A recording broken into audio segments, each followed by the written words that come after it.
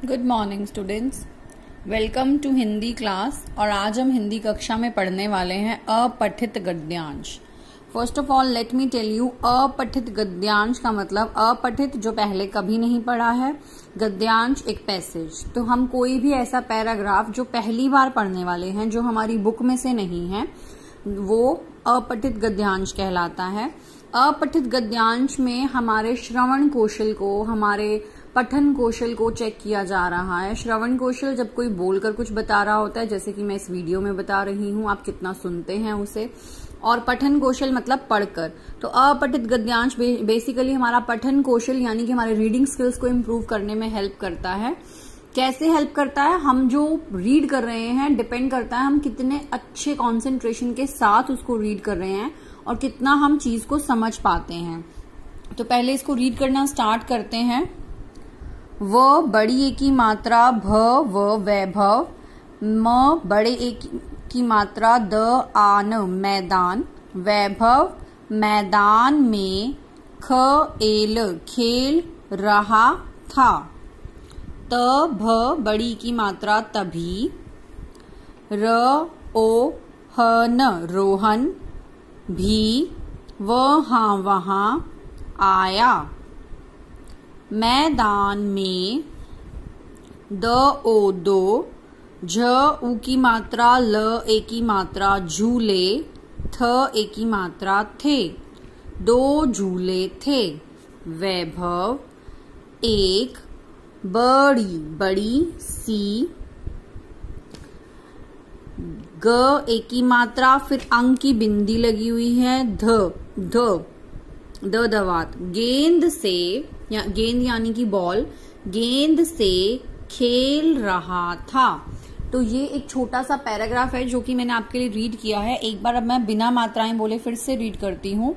वैभव मैदान में खेल रहा था, तभी रोहन भी वहां आया, मैदान में दो झूले थे, वैभव एक बड़ी सी गेंद से खेल रहा था।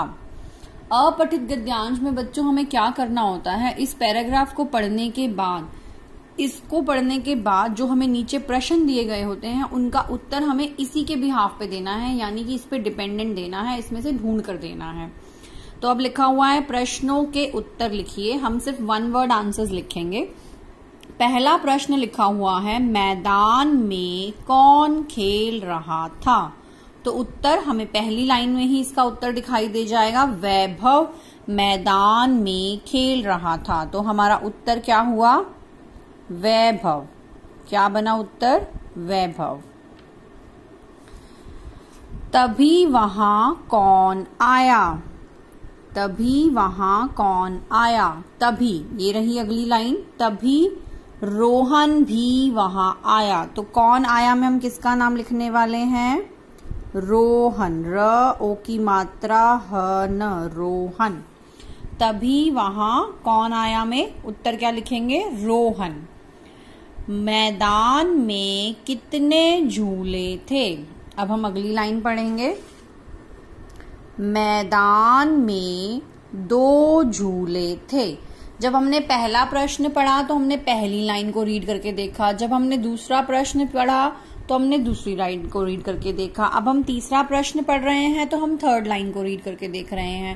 पहले हम सीक्वेंस वाइज ही रीड कर रहे हैं। अगर इन केस हमें सीक्वेंस ऑर्डर में लाइन में आंसर नहीं मिलेगा तो हम किसी और लाइन में वो शब्द ढूंढने की कोशिश करते हैं। शब्द कैसे?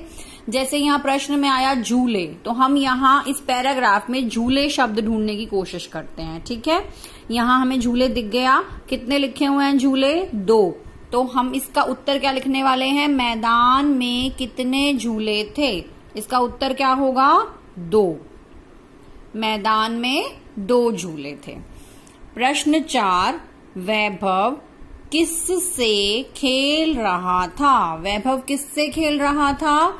अब इसका उत्तर ढूंढने के लिए अगली लाइन पढ़ते हैं। वैभव एक बड़ी सी गेंद से खेल रहा था। तो यहाँ पर उत्तर अगर आप एक शब्द में लिख रहे हैं तो सिर्फ गेंद भी लिख सकते हैं। अगर आपको लगता है बड़ी सी गेंद या एक बड़ी सी गेंद लिखना है तो हम वो भी लिख सकते हैं। आपको मैं बता दूं कि गद्यांश पढ़ के उसके उत्तर ढूंढते वक्त जो ये वन वर्ड आंसर्स मैं लिख रही हूं, ये वन वर्ड आंसर्स इसी पे ही डिपेंड करते हैं कि उसमें क्या लिखा हुआ है। अगर मान लो यहाँ पर वैभव के साथ साथ 2 नाम है, तो मुझे चेक करना है कि कौन से प्रश्न में क्या लिखा हुआ है, मैं सिर्फ उसी का उत्तर ढूंढूंगी। और अगर मैं एक शब्द से ज्यादा शब्दों में उत्तर दे देती हूँ तो वो गलत नहीं होगा। कुछ बच्चे पूरा पूरा सेंटेंस भी लिख सकते हैं, वो भी गलत नहीं है।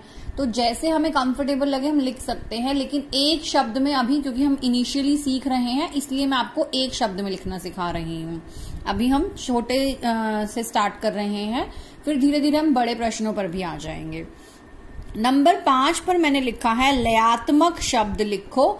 लयात्मक शब्द जिन्हें हम इंग्लिश में राइमिंग वर्ड्स बोलते हैं, जिनकी राइम यानी कि उनकी प्रोनाउंसिएशन एक जैसी होती है बोलने में, और हिंदी में इन्हें हम लयात्मक शब्द या तुक वाले शब्द बोलते हैं। जैसे मैंने लिखा है आया, तो आया के शब्द बहुत सारे हो सकते हैं लयात्मक शब्द, खाया, गाया,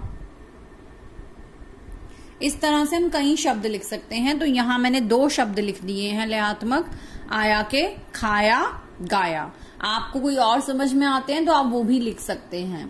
जो ऐसे वाले क्वेश्चन है जिनमें लयात्मक शब्द या कुछ और लिखना है, वो हम अपनी मर्जी से कहीं बाहर से लिख सकते हैं।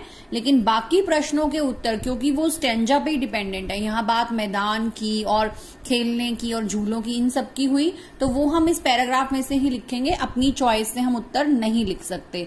तो बच्चों, इसे बोलते हैं अपठित गद्यांश। ये रीडिंग स्किल्स में काम आता है, पेपर में ये जरूर आता है, और हमें इसे इसी फॉर्मेट में ही करना चाहिए कि मेक अ हैबिट। आप पहले उस पैराग्राफ को 2 बार ध्यान से पढ़ेंगे, पढ़ने के बाद उसे अच्छे से समझने के बाद ही प्रश्न पढ़ना शुरू करेंगे। अगर आपको एक बार प्रश्न पढ़ने के बाद उसका उत्तर इसमें नहीं ढूंढ रहा है, फिर दोबारा से ढूंढने की कोशिश करनी है किसी एक वर्ड को ढूंढकर कि वो सेम वर्ड मुझे उस पैराग्राफ में कहाँ मिल रहा है, और फिर उसका उत्तर हम 1 वर्ड में या फुल सेंटेंस में भी लिख सकते हैं। तो आई होप आपको क्लियर हो गया होगा ये टॉपिक, अपठित गद्यांश। ऐसा ही एक अपठित गद्यांश अब आप लोगों को भी प्रैक्टिस करना है। Have a good day students.